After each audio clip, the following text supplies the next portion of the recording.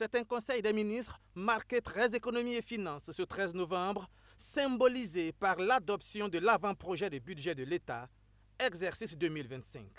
Le projet de budget de 2025 est arrêté en recettes à 3 193 milliards et en dépenses à 3 593 milliards, donc avec un déficit budgétaire de 464 milliards de francs CFA, qui représente 3,2% du produit intérieur brut.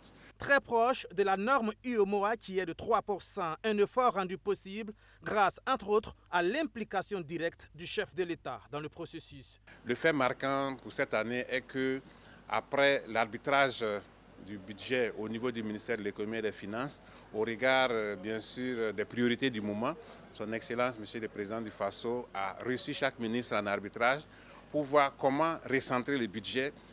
Et tous ces efforts qui ont été fournis ont permis bien sûr de réorienter un certain nombre de dépenses qui étaient engagées pour le fonctionnement vers les secteurs sociaux.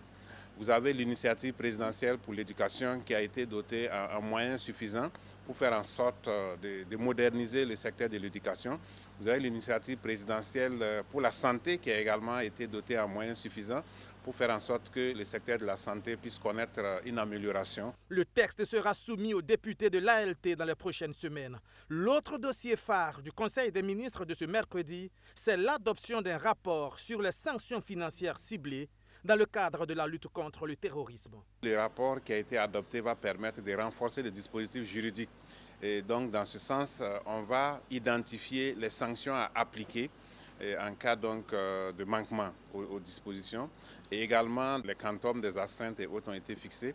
Tout cela va permettre de renforcer les dispositifs juridiques de lutte contre le blanchiment des capitaux et le financement du terrorisme et accompagner les efforts du gouvernement pour sortir de la liste grise du GAFI.